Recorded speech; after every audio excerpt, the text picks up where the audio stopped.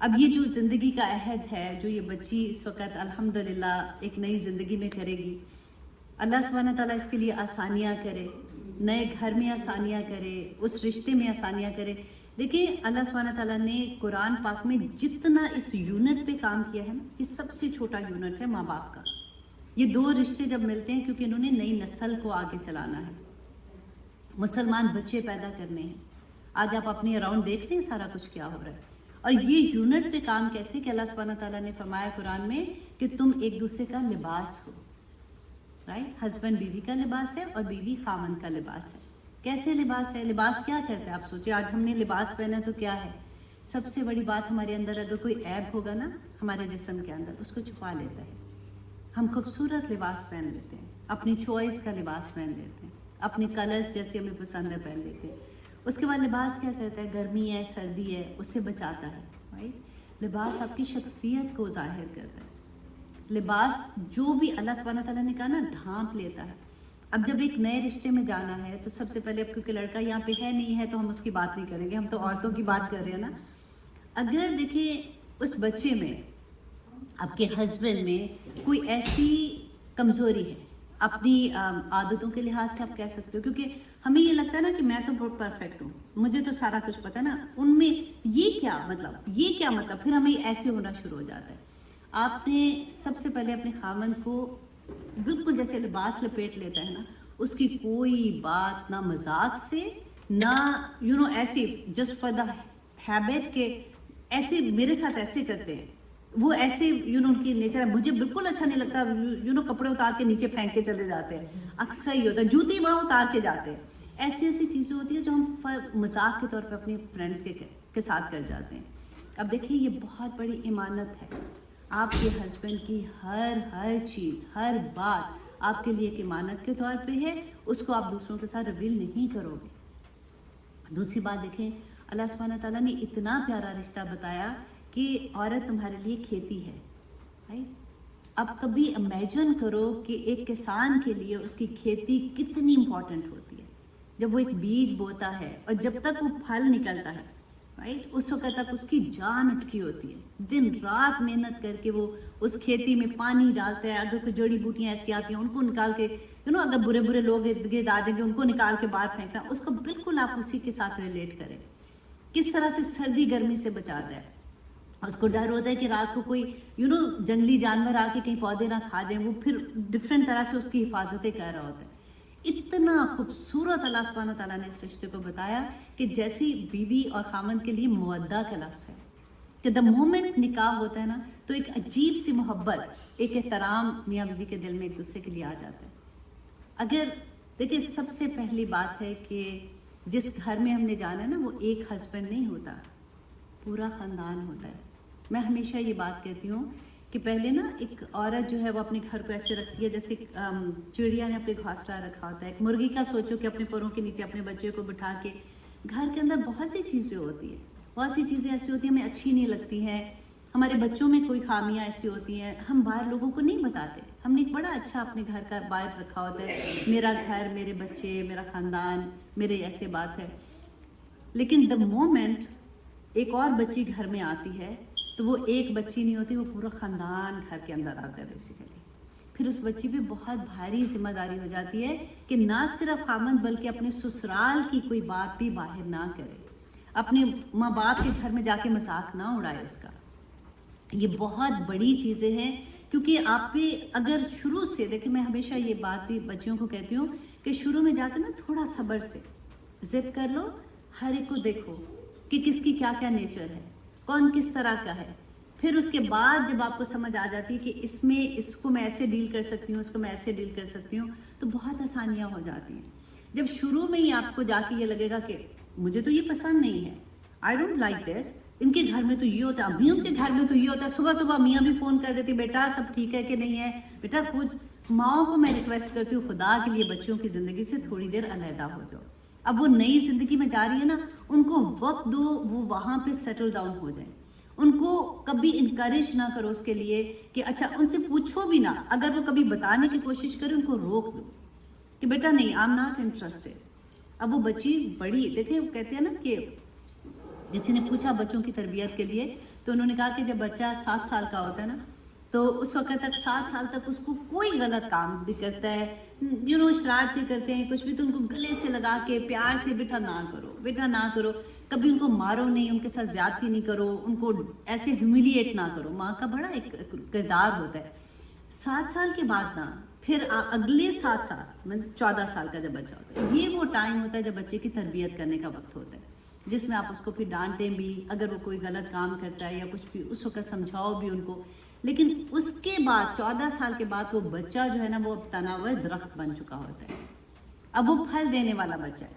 اب آپ نے جو تربیت کی ہے نا وہ ظاہر ہونے کا وقت ہوتا ہے. پھر آپ اس کو کچھ نہیں کہہ سکتے. پھر ماؤں کو صرف دعا کرنی پڑتی ہے کہ اب میں نے جو تربیت کی تھی اب اس کے مطابق یہ بچہ ایکٹ کر رہا ہے اپنی زندگی میں.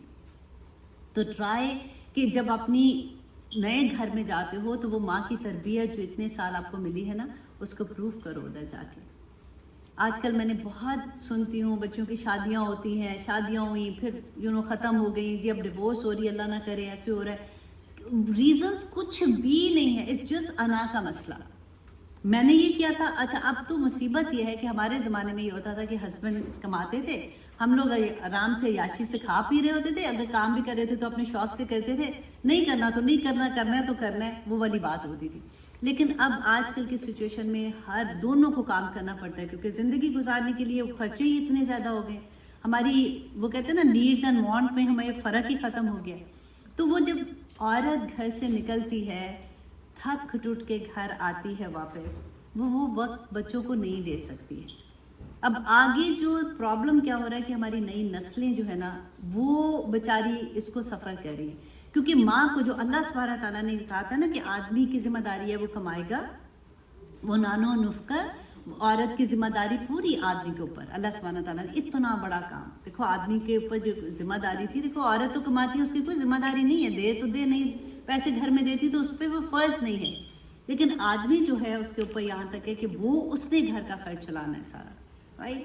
تو اس لیے اس کو ایک درجہ اوپر اللہ سبحانہ تعالیٰ نے مقام دیا کیونکہ وہ اپنی کمانا کوئی آسان تو نہیں ہے. صبح سے شام تک, اور ہر ایک کی جاب کو اتنی اچھی بھی نہیں ہوتی ہے کہ وہاں گئے بڑا اچھی جاب تھی آرام سے جاب کر کے آگے. کئی جگہ پہ ہیوملیشن ہوتی ہے, کئی جگہ پہ ان کا دل بھی نہیں ہوتا کہ وہاں پہ کام کرنا, لیکن ان کو کرنا پڑتا ہے. کئی جاب اتنی مشکل ہوتی ہیں وہ تب بھی کرتے ہیں, کیوں کرتے ہیں؟ فیملی کو سپورٹ کرنے کے لیے, رائٹ. تو اللہ سبحانہ تعالیٰ نے ان کو ایک درجہ دیا. عورت کا کیا کام اللہ سبحانہ تعالیٰ نے کہا, وہ گھر میں ان بچوں کو جو نئی نسل ہے نا اس کو تربیت کرنی تھی. منع نہیں ہے, میں پھر آپ کو کہوں, عورت کو اللہ سبحانہ تعالیٰ نے ایک نئی, اور یہ بہت بڑی ذمہ داری تھی, بہت بڑی ذمہ داری کہ وہ نئی نسل کو تیار کرنا تھا ایک بہترین مسلمان بنا کے. لوگ کہتے ہیں انسان اچھے ہونے چاہیے. میں ہمیشہ یہ بات بھی کہتی ہوں کہ ہر جو اللہ کو نہیں مانتا کافر ہے وہ بھی اچھا انسان ہے. ہو سکتا ہے نا, اچھے انسان تو ہر کوئی ہو سکتا ہے, لیکن ہر اچھا انسان اچھا مسلمان نہیں ہے. تو ہم نے اچھے اور ہر اچھا مسلمان, آئی ایم ٹاکنگ اباؤٹ اچھا مسلمان, 110% اچھا انسان ہوگا.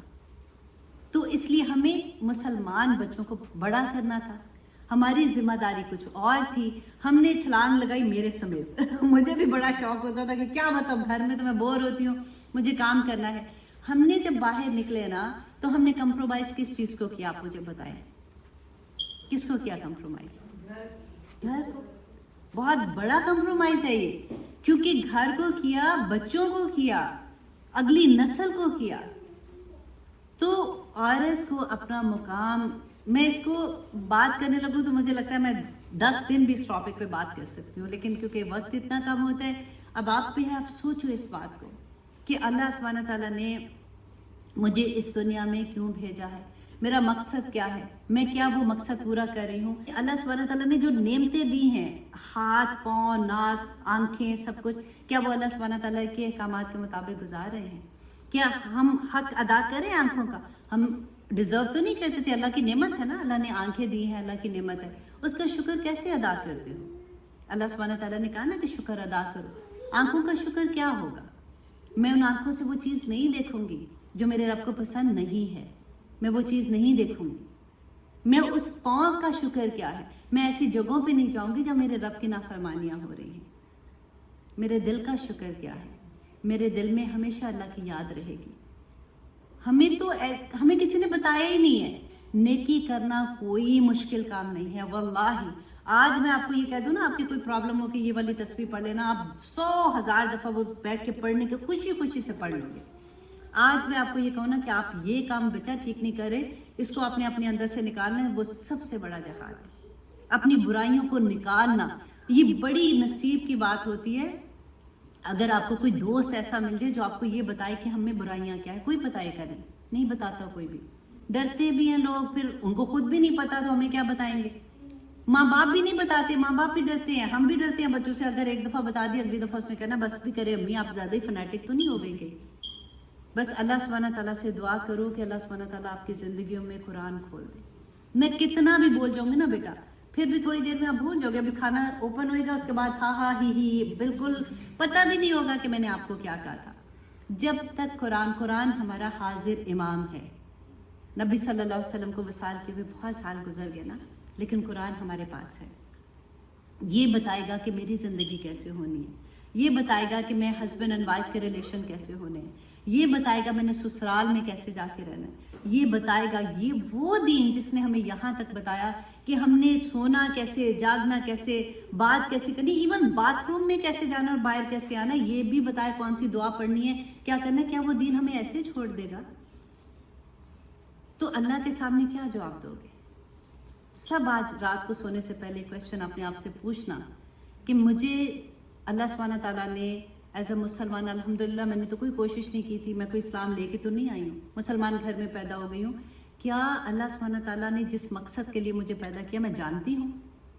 اور کیا وہ جاب جو اللہ سبحانہ تعالیٰ نے اہل کتاب سے کیوں لی تھی, ان پہ جو اتنے عذاب آئے تھے, اللہ سبحانہ تعالیٰ نے کہا تم اس قابل ہی نہیں ہو. ایگزیکٹلی وہ چیز آج آپ مسلمان کریں جو ہم ہر جگہ پٹ رہے ہیں نا, ہر جگہ مسلمان ذلیل ہو رہے ہیں. آج کوئی ہمارا عروج کا دور نہیں ہے. ہم